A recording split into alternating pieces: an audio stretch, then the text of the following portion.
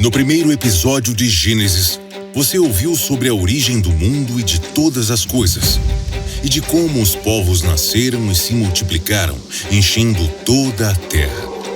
Quanto mais se multiplicavam, porém, mais deuses criavam para si. A crença em um Deus único e soberano foi sendo aos poucos esquecida. Mas o desejo de Deus de se relacionar com o ser humano continuava o mesmo.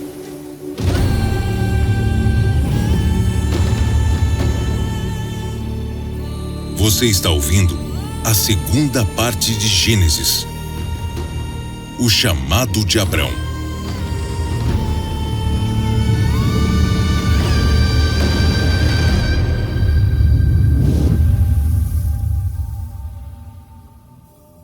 Na tradição oral judaica, existe uma história que é contada de geração a geração, desde a antiguidade até os dias de hoje, sobre a vida de um homem chamado Abrão. Segundo essa tradição, o pai de Abrão, Terá, era vendedor de ídolos pagãos, feitos de madeira, barro e metal. Certo dia, Terá precisou se ausentar e deixou o filho tomando conta de seu negócio. Abrão começou a falar com as imagens dos deuses coisas do tipo: Por que vocês não conversam comigo?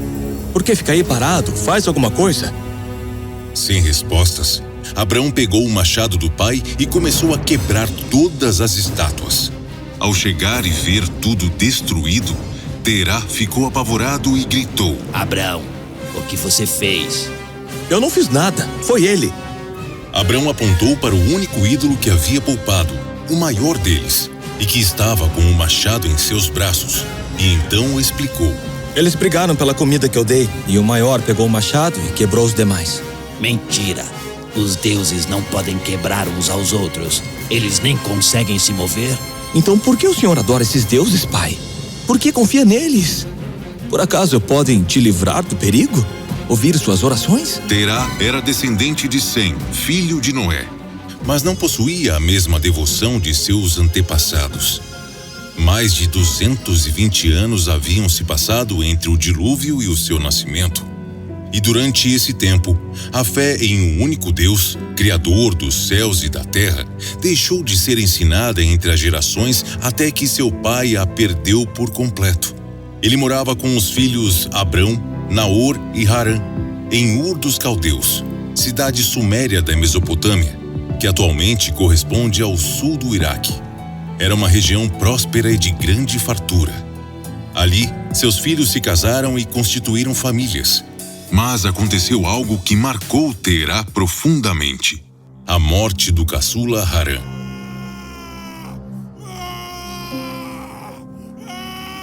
A dor desse pai tendo que enterrar o próprio filho foi um golpe duro demais. A causa da morte de Harã não é conhecida. Sabemos, porém, que ele deixou um filho chamado Ló. O primogênito Abrão se casou com a bela Sarai, que era estéril e não conseguia engravidar. Segundo os costumes da época, numa situação como essa, Abrão poderia se casar com outra mulher se desejasse, já que gerar filhos era fundamental para a manutenção da linhagem. Abrão, no entanto, não fez isso, pois amava Sarai.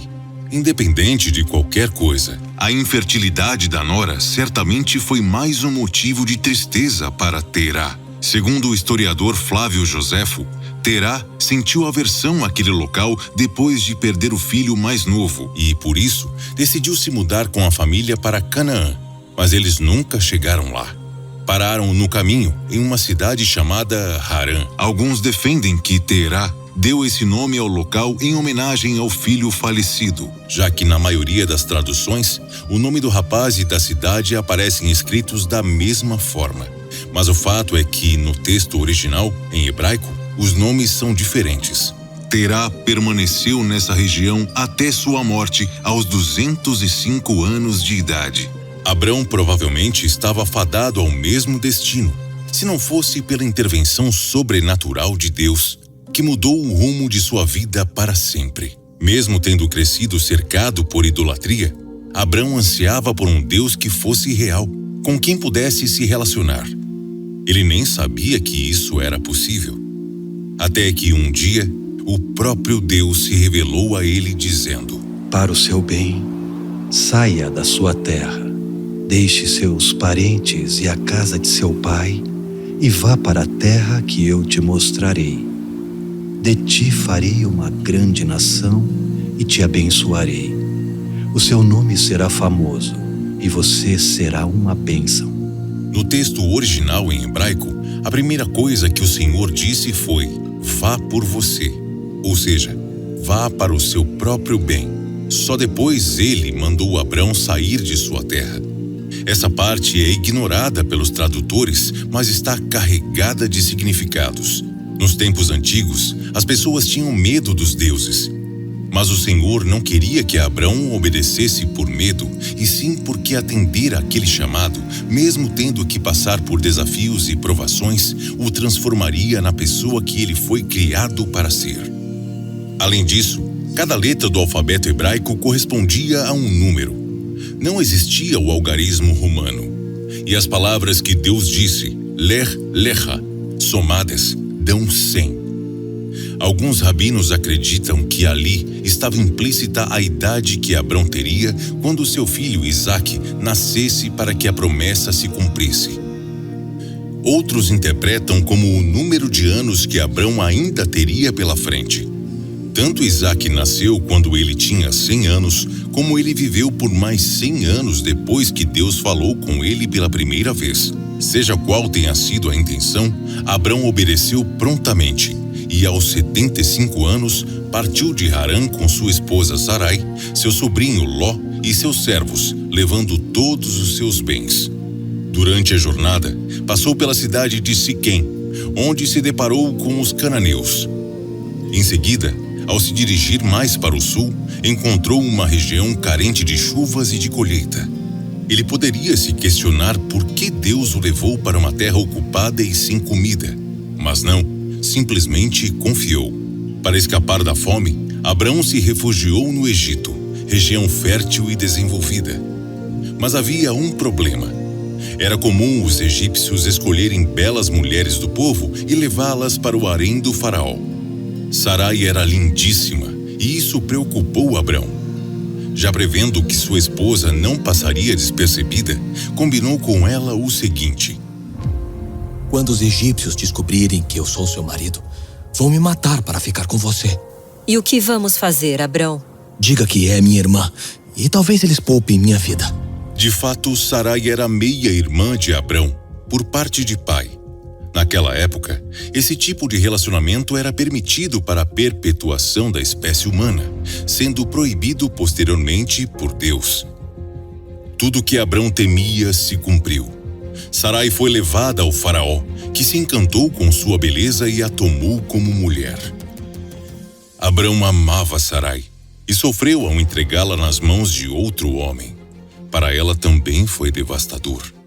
Mesmo assim, o casal fez o que era necessário para preservar a vida de Abrão e o propósito que Deus tinha para os dois. Durante todo o tempo em que a esposa ficou no palácio, Abrão se manteve fiel a ela. Por amor a Sarai, Faraó deu a Abrão bois, camelos, jumentos e ovelhas, além de servos, como se fosse o pagamento de um dote. Afinal, ele achava que Abrão era seu cunhado. Até que o Senhor deu um basta naquela situação insuportável. Faraó foi castigado com feridas e úlceras pelo corpo. Ao consultar seus sacerdotes para saber o que estava causando aquele sofrimento, descobriu que Sarai era casada com Abrão e Deus o havia punido por causa disso. Imediatamente, Faraó devolveu Sarai a Abrão e o casal pôde ir embora do Egito em segurança, pois ninguém ousava lhes fazer mal. Como a fome já tinha acabado em Canaã, eles voltaram para lá. Primeiro foram para Negueb e depois para Betel. Ló os acompanhou, sempre seguindo os passos do tio. Abrão e Ló eram muito ricos, donos de prata, ouro e de numerosos rebanhos.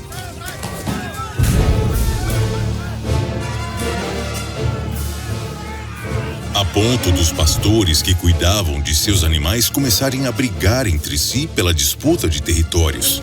Diante disso, Abrão precisou tomar uma decisão muito difícil. Desde a morte de seu irmão Harã, Abrão sempre cuidou de Ló como filho. Ele podia ter deixado o rapaz para trás com os outros familiares, mas se sentiu na obrigação de protegê-lo e zelar por sua vida. Mais uma vez, pensando no bem-estar do sobrinho, Abrão o chamou e fez a seguinte proposta: Somos parentes e entre nós não deve haver discórdia, nem entre nossos pastores. Eu te peço que se afaste de mim. Olhe para toda essa terra. Se você for para a esquerda, irei para a direita. Se for para a direita, irei para o lado oposto. Ló concordou. Ele olhou tudo em volta e escolheu a região do Vale do Jordão, onde ficavam Sodoma e Gomorra, até a cidade de Zoar, pois viu que era uma terra próspera com bastante água. Assim, ele se foi para lá e Abrão ficou em Canaã, que não era fértil. Abrão deixou o sobrinho ficar com a melhor parte e não se importou. Deus esperou que os dois se separassem e, só depois que Ló se foi, ele procurou Abrão e disse: Olhe para o norte, para o sul, para o oriente e para o ocidente, porque tudo isso eu darei a você e a sua posteridade, para sempre. Farei os seus descendentes como o pó da terra. Abrão já tinha idade avançada, nunca teve filhos. Sua mulher era estéril e ainda assim não duvidou quando Deus prometeu que ele teria filhos tão incontáveis como o pó e que prosperaria numa terra improdutiva e péssima para cultivo. Ele então se mudou para Hebrom e ali construiu um altar de adoração a Deus.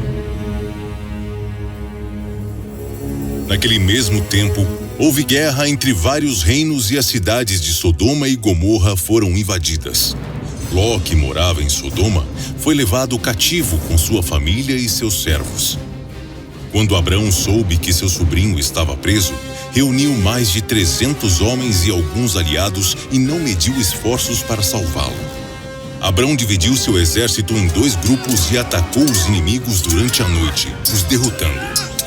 Ló foi resgatado, assim como seus pertences e todos que estavam com ele. No caminho de volta, Melquisedeque, rei de Salém e sacerdote do Deus Altíssimo, foi ao encontro de Abrão e o abençoou, glorificando o Senhor por ter lhe dado vitória sobre seus adversários.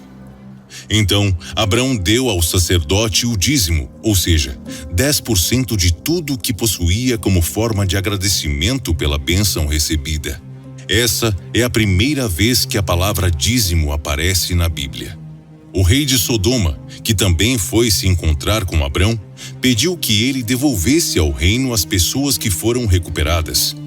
Segundo o código de guerra daquele tempo, Abrão poderia ficar com todos eles se quisesse e torná-los seus servos ou escravos. Mas Abrão só estava interessado em libertar seu sobrinho e abriu mão desse direito. Ele recusou inclusive a proposta do rei, que em troca das pessoas lhe ofereceu todos os bens materiais conquistados. E não era pouca coisa. A resposta de Abrão foi surpreendente. Levanto a mão diante do Senhor, o Deus Altíssimo, Criador do céu e da terra, e juro que não ficarei com nada do que é seu, nem um fio de linha, nem uma tira de sandália, para que você nunca diga: eu enriqueci Abrão. Não quero nada para mim, a não ser a comida que meus servos comeram e a parte que cabe aos meus aliados. Abrão confiava que sua prosperidade vinha de Deus e de mais ninguém. Depois desses acontecimentos, ele teve uma visão e nela o Senhor o encorajou, dizendo: Não tenha medo. Eu sou o teu escudo. Te protegerei de todo perigo e te darei uma grande recompensa. Ó Senhor, de que adianta se não tenho filhos e o herdeiro de tudo que possuo será meu servo Eliezer? Não será Eliezer, e sim aquele que será gerado de ti. Olhe para os céus e conte as estrelas, se é que consegue. Será assim a tua descendência. Abrão creu em Deus e considerou justo por causa de sua fé. Ao pôr do sol, Abrão caiu em um sono profundo e se viu no meio de uma escuridão apavorante. Em sonho, Deus lhe revelou o que aconteceria no futuro. Saiba que os seus descendentes viverão numa terra estrangeira. Lá, serão escravizados e maltratados durante 400 anos. Mas eu julgarei a nação que os escravizar. Depois disso, eles sairão livres e com grandes riquezas, e na 4ª geração voltarão para cá. Tudo o que Deus disse se cumpriria muitos anos depois, como você poderá ouvir no episódio sobre o livro de Êxodo. Naquele mesmo dia, o Senhor confirmou sua aliança com Abrão, declarando: A tua descendência dei esta terra, desde o rio do Egito até o grande rio Eufrates. 10 anos haviam se passado desde que Abrão tinha se mudado para Canaã e até agora continuava sem herdeiro. Sarai começou a ficar impaciente e fez uma proposta ao marido. Já que Deus tem me impedido de ter filhos, tome minha serva como mulher e terei filhos por meio dela. Abrão concordou e teve relações com Agar, a serva egípcia de sua esposa. Esse era um costume na época, mas não era o que Deus havia planejado. As consequências por não terem esperado a promessa se cumprir foram desastrosas. Agar engravidou e passou a tratar Sarai com desprezo. Sarai, por sua vez, humilhou Agar e ela fugiu para o deserto. Foi quando um anjo apareceu para Agar e disse: Volte para sua senhora e sujeite-se a ela. Eu multiplicarei os seus descendentes, de tal modo que ninguém poderá contá-los.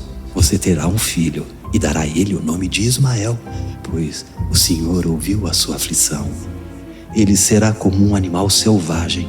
Lutará contra todos e todos lutarão contra ele, e será vizinho de todos os seus irmãos. Agar fez o que o anjo mandou e deu à luz Ismael. Abrão tinha 86 anos quando ele nasceu. 13 anos depois, o Senhor voltou a aparecer para Abrão e estabeleceu a circuncisão como sinal da aliança eterna entre eles. Todo menino deveria ser circuncidado no 8º dia de seu nascimento. Sem demora, Abrão fez o que Deus ordenou. Aos 99 anos de idade, foi circuncidado, assim como seu filho Ismael e todos os homens de sua casa. E o Senhor, mais uma vez, reafirmou sua promessa, dizendo: Eu sou o Deus Todo-Poderoso. Ande na minha presença e seja perfeito. Seu nome não será mais Abrão, e sim Abraão, porque eu te farei pai de numerosas nações. E Sarai, sua mulher, será chamada Sara. Eu a abençoarei e dela te darei um filho. Ao ouvir isso, Abrão se ajoelhou com o rosto em terra e riu, dizendo: Terei um filho aos 100 anos de idade. Dará à luz Sara aos 90? Sara também riu sem acreditar quando recebeu a notícia. Diante da perplexidade do casal, o Senhor perguntou: Por acaso a coisa difícil demais para mim? Daqui a 1 ano, nessa mesma época, Sara terá um filho. Ao mudar os nomes de Abrão e Sarai, Deus estava mudando o destino do casal. Abrão deixou de ser apenas pai para ser pai de muitos, e Sarai deixou de ser minha princesa para se tornar princesa de inúmeras nações. Como Abraão e Sara, a bênção que estava sobre eles não ficaria mais restrita ao âmbito privado, mas se estenderia a toda a humanidade. Abraão era tão próximo de Deus que era considerado por ele como amigo a ponto de lhe contar segredos. Tanto que confidenciou que iria destruir Sodoma por causa da maldade de seus moradores, que só piorava a cada dia. Preocupado com o sobrinho Ló, Abraão questionou: O Senhor destruirá o justo com o perverso? Se por acaso tiver 50 justos na cidade, não poupará o lugar? Se eu encontrar em Sodoma 50 justos, pouparei a cidade inteira por amor a eles. A ousadia de Abrão em falar com Deus dessa forma revela o nível de intimidade que possuíam. Sua intercessão em favor do povo de Sodoma foi a primeira demonstração da promessa de que ele seria uma bênção para o mundo todo. Deus continuou ouvindo Abraão pacientemente até o diálogo chegar no seguinte ponto: E se por acaso houver ali apenas 10? Eu não a destruirei por amor aos 10. Deus, porém, não encontrou nem ao menos 10 justos. Mas, por amor a Abraão, enviou 2 anjos para salvar Ló, um homem justo no meio daquele povo cruel. Durante a noite, os anjos contaram a Ló o que ia acontecer e pediram para que ele reunisse sua esposa, filhas e os futuros genros para deixarem a cidade. Os rapazes, porém, acharam que Ló não estava falando sério e não ficaram com ele. De madrugada, os anjos acordaram Ló dizendo: Levante e saia depressa, com sua mulher e suas filhas, para que não sejam mortos.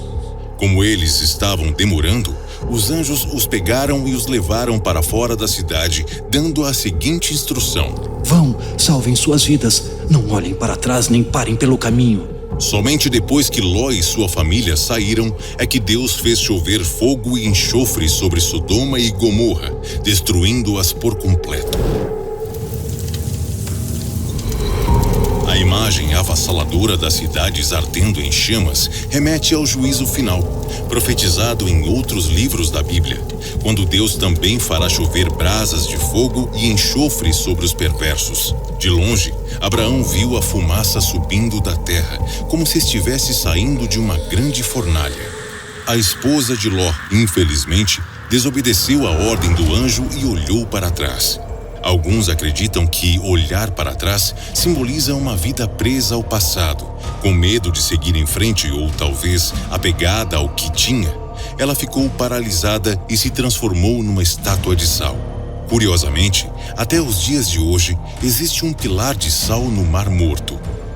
Devido à sua forma e localização, e por ser o único no alto de uma montanha, muitos acreditam ser a mulher de Ló. Não há, porém, evidência arqueológica ou científica que confirme essa suposição. Apavorados e temendo por sua segurança, Ló e suas 2 filhas se refugiaram numa caverna. O tempo passou e os 3 continuaram isolados, sem ter contato com mais ninguém, supondo que o mundo tinha acabado. Imaginando que não havia mais homens na terra e pensando na preservação da linhagem paterna e da vida humana, as jovens fizeram algo abominável para Deus. Embriagaram Ló e tiveram relações com ele, engravidando do próprio pai. A primogênita teve um filho chamado Moabe, que deu origem ao povo moabita. Já a mais nova deu à luz a Ben-Ami, pai dos descendentes de Amon. Futuramente, moabitas e amonitas passariam a adorar deuses pagãos como Baal-Peor e Moloque, divindades culturais com o sacrifício de crianças. Depois desses tristes acontecimentos, não há relato de que Ló e Abraão voltaram a se ver. 1 ano depois, como o Senhor havia dito, Sara deu à luz a Isaque, que significa risos. Abraão finalmente pôde contemplar o filho da promessa, aos 100 anos de idade.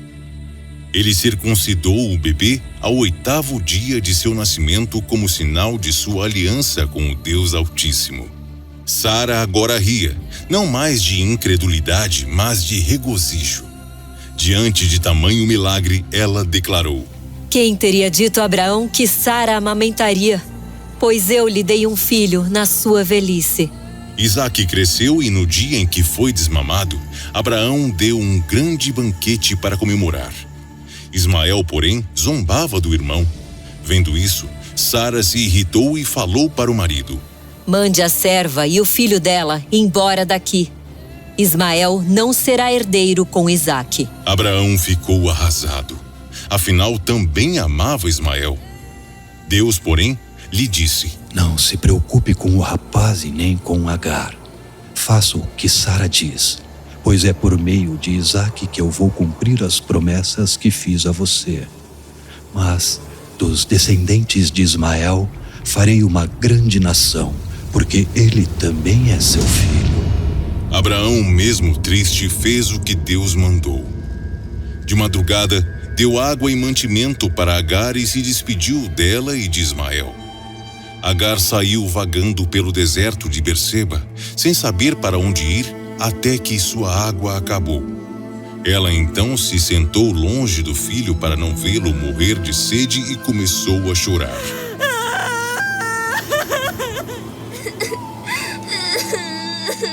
Ismael também chorou amargurado, e o seu lamento foi ouvido no céu. De lá, um anjo chamou sua mãe e a consolou, dizendo: Não tenha medo, Agar. Deus ouviu a voz de seu filho. Levante-se e anime Ismael, pois dele eu farei um grande povo. Nesse momento, o Senhor abriu os olhos de Agar e ela viu um poço de água que antes não existia. Ela encheu seu odre e deu de beber ao rapaz.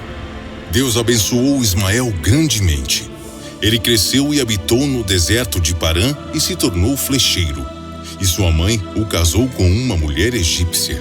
Tempos depois, Abraão passou por um dos momentos mais difíceis e importantes de sua vida. Era hora de saber até onde ele seria capaz de chegar por amor a Deus. O Senhor o chamou e o colocou à prova, dando a seguinte ordem: Pegue o seu filho Isaque, a quem você tanto ama, e vá com ele para a região de Moriá.